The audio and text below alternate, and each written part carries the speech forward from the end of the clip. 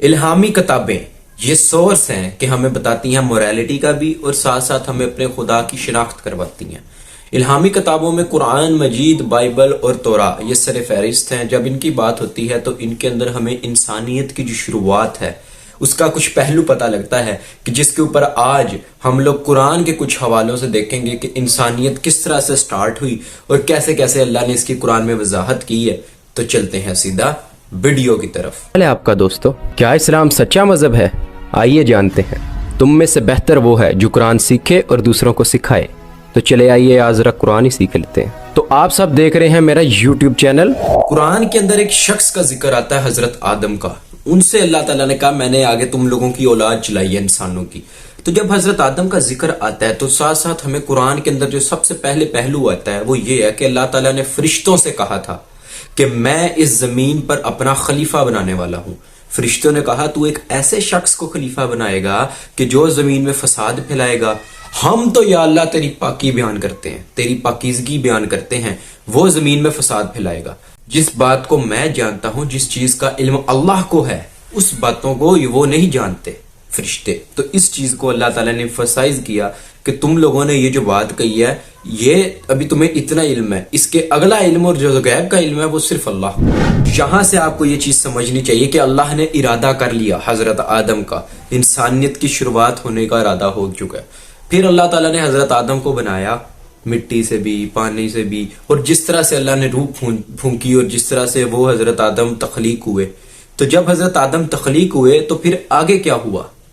آگے اللہ تعالیٰ نے حکم دیا، کن کو؟ فرشتوں کو، کہا کہ سجدہ کرو۔ یہ اللہ کا حکم آ گیا۔ اب تو اللہ تعالیٰ نے کہا یہ سجدہ کرو آدم کو۔ سارے کے سارے فرشتے سجدے میں چلے گئے، ایک ابلیس شیطان اس نے سجدہ نہیں کیا، اور وہ فرشتہ نہیں تھا، وہ جنوں میں سے تھا، جس کا سورہ کہف میں اللہ نے وضاحت کیا کہ وہ جنات میں سے تھا۔ اور جنات اور انسان یہ دو ایسی مخلوقات ہیں جن کو اللہ نے ول دی ہے، فرشتوں کو ول نہیں ہے۔ تو بات یہاں پر کنٹراسٹ نہیں ہو رہی، بلکہ سورہ کہف میں اللہ نے وضاحت کر دیا کہ شیطان کی کہ وہ جن تھا۔ جب اللہ نے یہ بیان کر دیا اور یہ بتا دیا سب کو کہ بھی تم لوگ سجدہ کرو، سارے فرشتے سجدہ کر پڑے، لیکن ابلیس نے سجدہ نہیں کیا۔ اللہ تعالیٰ نے پوچھا، ابلیس تجھے کس بات نے روکا ہے؟ تجھے میں نے حکم دیا تھا۔ تو ابلیس نے کہا یا اللہ میں کیسے سجدہ کروں، تو نے اس کو مٹی سے پیدا کیا اور میں تو آگ سے ہوں، میں اس سے زیادہ افضل ہوں۔ تکبر۔ اللہ تعالیٰ نے کہا اچھا اتر جا، جس چیز کے تجھے میں نے درجات دیے تھے آج وہ تجھ سے چھین لوں گا، کیونکہ یہ اللہ کا حکم تھا۔ اور اس کی جو یہ بات تھی یہ تکبرانہ ہے، کیونکہ اس کو بھی اللہ نے پیدا کیا اور آدم کو بھی اللہ نے پیدا کیا تھا۔ لیکن اس نے کہا کہ پھر اس چیز کا اس نے دیکھ لیا کہ میں اس آدم جو ہے نا اس کو بھڑکاؤں گا۔ تو اللہ تعالیٰ نے پھر حضرت آدم کو یہ بات بھی بیان کی اور کہا کہ بھی یہ تمہارا کھلا دشمن ہے، اس سے بچنا۔ اور اللہ تعالیٰ نے کہا تو بھی ایسا کر لے اور دیکھ لوں گا، میں بھی دیکھ لوں گا کیسے ہوتا ہے۔ اپنی ہدایت پہنچاؤں گا لوگوں تک، اور اپنی ول سے جو میرے تک آئے گا اس کو میں ہدایت دوں گا۔ پھر بات آتی ہے چیزوں کے نام کی۔ اللہ تعالیٰ نے حضرت آدم کو کچھ چیزوں کے نام سکھائے، ٹھیک ہے، انہوں نے سیکھ لیے۔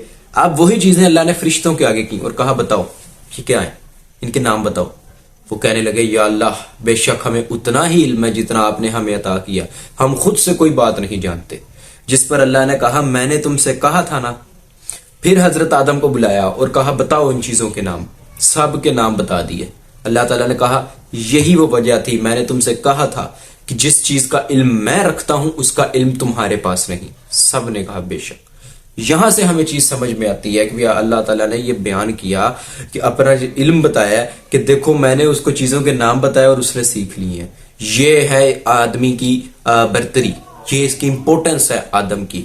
آج بھی انسان کوئی بھی چیز بناتا ہے سب سے پہلے اس کا نام رکھتا ہے، یہ اللہ کا دیا ہوا علم ہے۔ اب اللہ تعالیٰ نے حضرت آدم کے لیے آگے کیا کیا؟ آگے اللہ تعالیٰ نے جوڑا بنایا، ایو یعنی حضرت حوا کے ساتھ۔ اب بیوی کے اللہ تعالیٰ نے ان کو عطا کی، ان کو بھی بنایا اور بتایا کہ بھی یہ چیز دیکھو جوڑا۔ اللہ تعالیٰ نے قرآن میں بھی کہا میں نے ہر شے کو جوڑوں سے پیدا کیا۔ تو یہ چیز آپ لوگوں کو ذہن میں رکھنی چاہیے کہ جب جوڑے کی بات آئی ہے، جینڈرز اللہ تعالیٰ نے وہاں پہ ڈیسائیڈ کیے، اور یہ اس لیے تھا کیونکہ یہ انسانی ضرورت تھی۔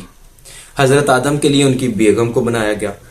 اب اللہ تعالیٰ نے ان دونوں کو کہا جاؤ جنت میں جو مرضی کھاؤ پیو عیاشی کرو، لیکن اللہ نے ساتھ ایک ریسٹرکشن دی، اس پھل کو نہیں کھانا۔ یہ اللہ کا حکم آ گیا بیچ میں۔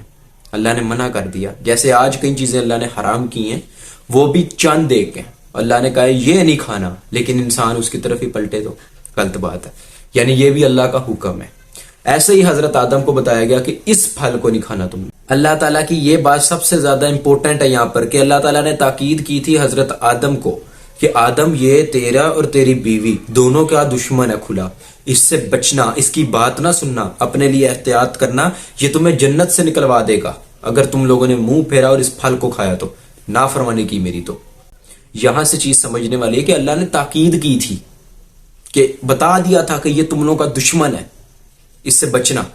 انسان وسوسہ ول, اللہ تعالیٰ نے ول پاور دی ہے. اب کیا ہوا جب بہکاوا آیا, جب وہ وقت آیا بہکاوے کا تو بہک گئے اور ان لوگوں نے اس پھل کو کھا لیا. جس کے بعد کیا اللہ نے آگے بیان کیا کہ ان کا سطر کھل گیا دونوں کا, اور اب دونوں جنت کے پتے جو ان سے اپنے اوپر ٹانک رہے ہیں اپنی شرمگاہیں چھپانے کے لیے. اللہ تعالیٰ نے کہا میں نے تم سے نہیں کہا تھا کہ یہ تم لوگوں کا کھلا دشمن ہے, اور تم لوگوں نے نافرمانی کر لیا نا اس کے پیچھے. اللہ تعالیٰ نے ول پاور دی تھی ان کو لیکن انہوں نے اپنی مرضی سے اللہ کی نافرمانی کی.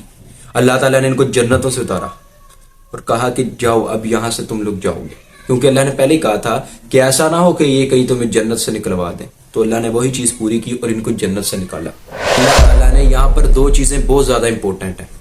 اب جب اللہ تعالیٰ نے جنت سے نکالا آگے کیا ہوا ہوگا؟ آگے وہ چیز ہوئی ہے جو قرآن کے پہلی سورہ ہماری سورہ فاتحہ کے اندر اللہ نے بیان کیا آیت نمبر 2 میں, الرحمن الرحیم. حضرت آدم نے بعد میں توبہ کی اللہ تعالیٰ سے. اللہ نے ان کو کچھ کلمات سکھائے تھے, جو نام بھی سکھائے تھے, وہ کلمات بھی تھے, تو انہوں نے وہی کلمات دہرائے اور اللہ کے آگے توبہ کی. اللہ تعالیٰ نے توبہ قبول کی, حالانکہ اللہ کے حکم کو منع کیا گیا, اللہ کے حکم کو مانا نہیں گیا, اللہ کی تاکید کو مانا نہیں گیا, لیکن اللہ اتنا زیادہ مرسیفل ہے کہ اللہ نے وہ بات کہا چلو ٹھیک ہے. کیوں؟ اب یہاں پر ڈیفرنس آیا. شیطان جس کو ول دی تھی, جو جنات میں سے تھا, اللہ تعالیٰ نے اس کو ول دی تھی, اس نے گناہ کیا لیکن اکڑ گیا, اللہ کے آگے تکبر کیا, حکم نہیں مانا اور توبہ بھی نہیں کی. لیکن یہاں پر حضرت آدم کو انہوں نے گناہ کیا, اللہ کے حکم کو نہ مانا, تاکید چھوڑ دی اور جنتوں سے نکال دیے گئے, لیکن کیا کیا؟ توبہ کی. ویڈیو پسند آئی ہے سبسکرائب کر لینا.